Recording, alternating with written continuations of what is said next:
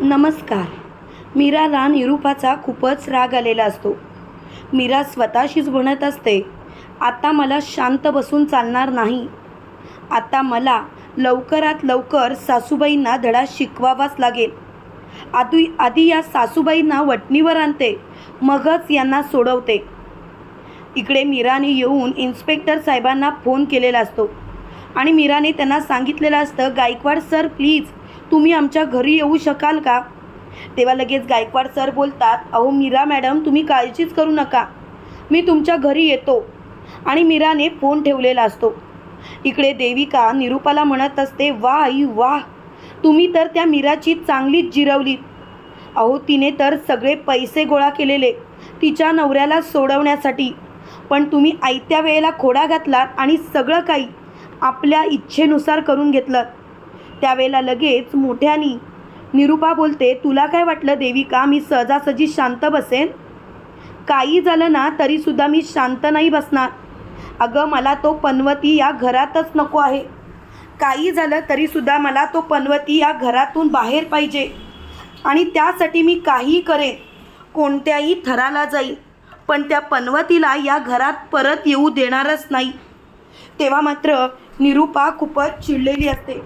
त्यावेळेला मीरा हे सर्व बोलणं ऐकत असते. त्यावेळेला मीरा स्वतःशीच बोलते, देविका म्हणजे या सर्व गोष्टींमध्ये तू कारणीभूत आहेस तर. देविका हे सगळं तू घडवून आणलं आहेस तर.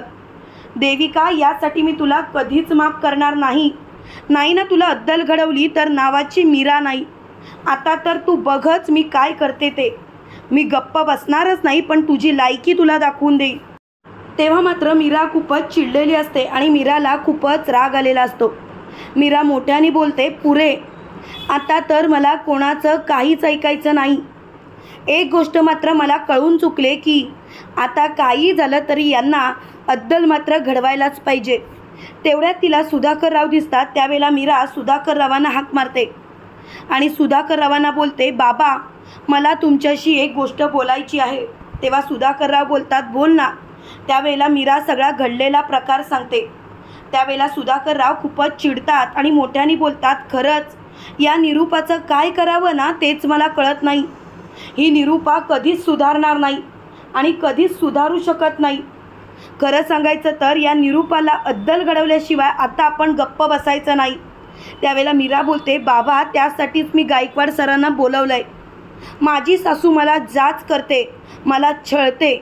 एवढंच काय तर मी माझ्या नवऱ्याला सोडवण्यासाठी प्रयत्न करते तर तिने माझ्याकडून माझेच कानातले घेऊन ठेवलेत, अशी मी पोलीस तक्रार केले. हे ऐकून सुधाकरराव बोलतात, मीरा अगं मग यात तू का वाईट वाटून घेतेस पोरी? तू तुझ्या नवऱ्याला वाचवण्यासाठी हे सर्व करतेस आणि कोणत्याही बायकोचं पहिलं कर्तव्य आपला नवराच असतो. आपल्या नवऱ्यासाठी तिने काहीही केलं पाहिजे आणि तू ते करतेस हे बघूनच मला आनंद आहे. बाळा तुला या गोष्टीसाठी वाईट वाटून घ्यायची गरज नाही की निरूपा कशी वागते ती. एकच गोष्ट लक्षात ठेव बाळा, मी तुझ्या सोबत आहे आणि कायम तुझ्या सोबतच राहणार. तेव्हा मात्र निरूपा खूपच चिडलेली असते. त्यावेळेला लगेच सुधाकरराव बोलतात, निरूपा आता तुझी काय अवस्था होते ना ती तू बघ. नाही ना तुला तुझी अवस्था बिकट करून दाखवली तर नावाचा सुधाकर नाही मी.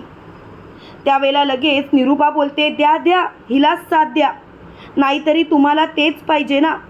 तेव्हा लगेच सुधाकरराव बोलतात, तू कधी सुधारशील देव जाणे, पण एक गोष्ट मात्र नक्की, तू कधीच सुधारू शकत नाहीस.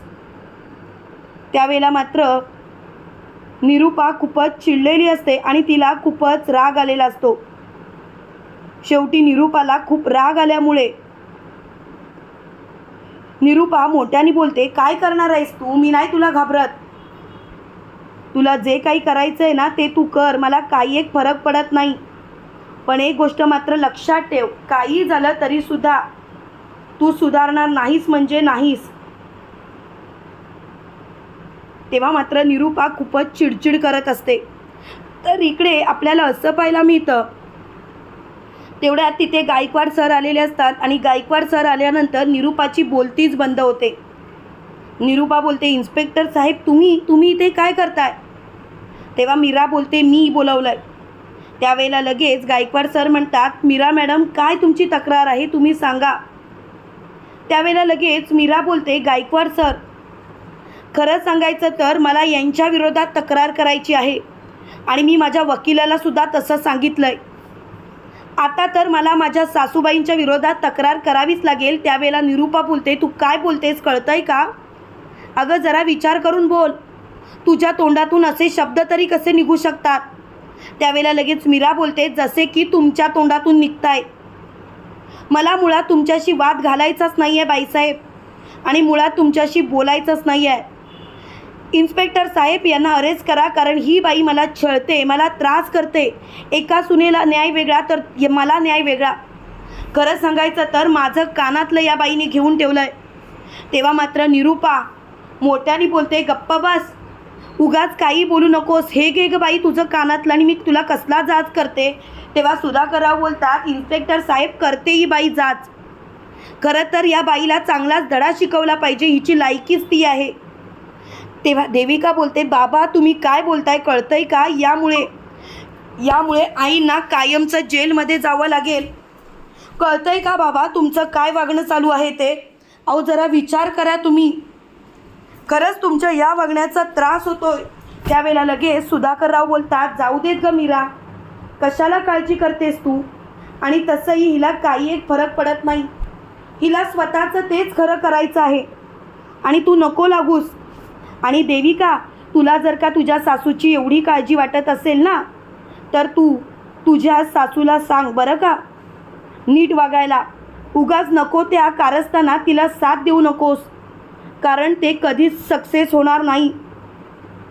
तेव्हा मात्र देविका बोलते, बाबा तुम्ही जे वागताय ना ते चुकीचं वागताय, प्लीज स्वतःला थांबवा बाबा. त्यावेळेला लगेच मीरा बोलते, त्याची काही एक गरज नाही, आणि खरं सांगू का कोणालाही थांबवायची गरज नाही. मला तर आता कळून चुकलं आहे की तुम्ही कसं आणि काय काय वागू शकता ते. पण एक गोष्ट मात्र नक्की, मी तुम्हाला माफ मात्र कधीच करणार नाही. तेव्हा मात्र मीरा खूपच चिडचिड करत असते. त्यावेळेला इन्स्पेक्टर साहेब निरूपाच्या हातात बेड्या ठोकणार. त्यावेळेला लगेच मीरा बोलते, जाऊ देत गायकवाड साहेब, या असल्या लोकांच्या नादाशी मला लागायचंच नाही. ही असली लोक कधीच सुधारू शकत नाही, हे मला कळून चुकलं आहे.